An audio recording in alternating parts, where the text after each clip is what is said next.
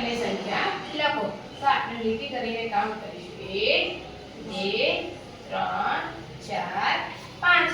તો અહીંયા આપણે પાછળ 5 લખીશું, બાળકો જોડે લખાવીશું. હવે આ શેનું ચિત્ર છે? કે ચોરસમાં ડિઝાઇન દોરી છે. કાઉન્ટ કરીશું આપણે લીટી કરીને 1 2 3. એટલે લીટીની ઉપર આપણે નીચેની લીટીને હટાવીને તગડે 3 કરીશું. તો હવે આ શેનું ચિત્ર છે બાળકો? બાળકો વિશેષ સ્માઈલ. ચલો કાઉન્ટ કરો કેટલી છે? 1 2 3 4. તો અહીંયા આપણે લીટીની ઉપર ચોગડ 4 લખીશું. ચલો હવે આ શેનું ચિત્ર છે? તો બાળકો કહેશે 4. તો ચલો લીટી કરીને કાઉન્ટ કરો 1 2. અહીંયા આપણે બાળકો જોડે બગડવી લગાવીશું લીટીની ઉપર. તો ચલો આ શેનું ચિત્ર છે? તો બાળકો કહેશે મગર. તો મગર કેટલા છે? 1. આપણે અહીંયા લખીશું. સાથે સંખ્યા પર ગોળ કરો. તો બાળકો આ શું દોર્યું છે? તો કહેશે પર. ચલો કેટલા છે લીટી કરીને કાઉન્ટ કરો 1 2 3 4. તો આમાં ચોગડ 4 કયો છે? બાળકોને કેવાનું બતાવો. તો કહેશે આ રહ્યો. એના ઉપર આપણે ગોળ કરાવીશું. ચલો હવે આ શેનું ચિત્ર છે? તો કહેશે સ્ટાર. ચલો કેટલા છે કાઉન્ટ કરો. લીટી કરીને ગણીશું 1 2 3 4 5. તો આ પાછળ 5 છે. તો કહેશે ના આ છે. તો કહેશે ના આ છે. તો બાળકો કહેશે હા. તો એના ઉપર આપણે ગોળ કરીશું. ઓકે. ચલો હવે આ શું દોર્યું છે? તો કહેશે મેંગો.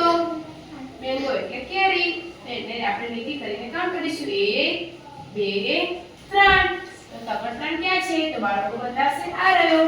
તેના ઉપર આપણે ગોળ કરવાનું છે. ચલો હવે આ શું દોર્યું છે? કહેશે ધજા. કેટલી છે કાઉન્ટ કરો 1 2. તો બગડ 2 ક્યાં છે? આ રહ્યો. તેના ઉપર આપણે ગોળ કરીશું. ચલો આ શું દોર્યું છે બાળકો? તો બાળકો કહેશે ઘર. કેટલા છે? 1. તો 1 ઉપર આપણે ગોળ કરીશું. આ રીતે બાળકોને આપણે સ્કૂલમાં તો ટીચર શીખવાડશે, પણ તમારે ઘરે શીખવાડવાનું છે. સંખ્યા પ્રમાણે ગોળ મીંડા કરો. તો ચલો આ કેટલા લખ્યા છે? 2. તો કેટલા ગોળ મીંડા કરીશું? 2. ચલો કાઉન્ટ કરો 1 અને 2. આ રીતે કાઉન્ટ કરીને બાળકોને ગોળના યુનિટ લગાવીશું. એટલે ગણતરી કરતા આપણે બાળકોને આવડી જાય. તો ચલો બાળકો આ કેટલા લખ્યા છે? પાછળ 5. તો આપણે કેટલા મીંડા કરીશું?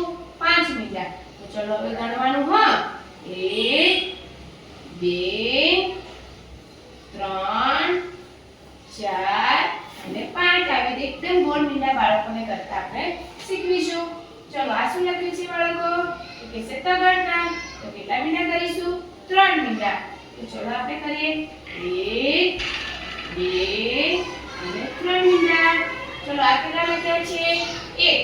તો કેટલા મીંડા કરીશું બાળકો? 1 મીંડું. ચલો કરો જોઈએ. હા ગોળ મીંડું 1 કર્યું. ઓકે. ચલો આ કેટલા લખ્યા છે? ચોગડ 4. બાળકોને પૂછો કેટલા મીંડા કરાય? કહેશે 4 મીંડા. તો ચલો હવે ગણીને કરવાના છે. હા 1 2 3 અને 4. એકદમ આવી રીતે ગોળ મીંડા આપણે બાળકો પાસે કરાવીશું. ચાલમાં આપણા જોડકા જોડવાના છે.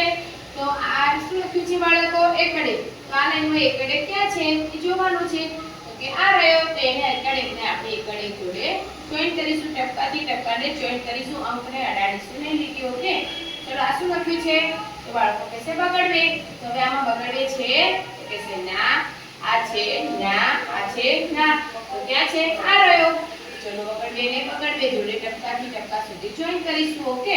બાળકોને આપણે સ્કેલ દ્વારા જોઈન્ટ કરાવીશું. એટલે કમ્પ્લીટ સીધી ફેસિલિટી થશે. ચલો હવે આ શું લખ્યું છે? તગડ 3. તો આ લાઈનમાં તગડ 3 ક્યાં છે જોવાનું છે. તો કહેશે આ રહ્યો. તો ચલો તગડ 3 ને જોઈન્ટ કરો. Very good. ચલો આ શું લખ્યું છે? ચોગડ 4. તો આ લાઈનમાં ચોગડ 4 આ છે. તો કહેશે ના આ છે. તો કહેશે હા. તો આપણે ચોગડ 4 ને ટપકાથી ટપકા સુધી જોઈન્ટ કરીશું. ઓકે. ચલો હવે આ શું લખ્યું છે બાળકો? તો કહેશે પાછળ 5. તો આવો પાછળ 5 આ લાઈનમાં ક્યાં છે? આ રહ્યો. તો જોઈન્ટ કરો. તો આપણે આ ચાસી નીચે કરીને ટપકા જોડે જોઈન્ટ કરાવીશું. એ બાળકોને બોલાવીને જ લખાવીશું. તો એની ઓળખ પણ થશે અને બાળકોને જોડકા જોડકા પણ આવડી જશે. તો હવે આપણે ટોપિક છે પલાખા લખો. તો ઘણા વાળી મિત્રોને પ્રોબ્લેમ થશે પલાખા એટલે શું?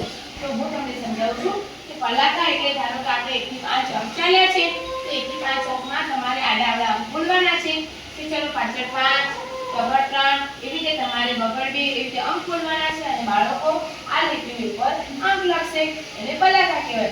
ચલો બેટા લખો બગડ 2 બાળકો લખશે બગડ 2. ચલો હવે પાછળ 5 લખો અહીંયા બાળકો લખશે પાછળ 5. ચલો બાળકોને આડાવાળા અંક આવી રીતે આપણે બોલવાનું છે અને બાળકોએ નોટબુકમાં લખવાનું છે. ચલો હવે બાળકો કહેશે એકડે લખો મમ્મી કહેશે તો આપણે એકડે લખવાનું છે. ચલો હવે આપણે લખીશું ચોકડે 4. તમારે બોલવાનું અને બાળકો આવી રીતે અહીંયા લખશે. ચલો હવે તગડ 3 બાળકો તગડ 3 લખશે. આ રીતે આપણે આડાવાળા બોલીને બાળકો પાસે લખાવવાના છે. ઓકે, જય શ્રી કૃષ્ણ.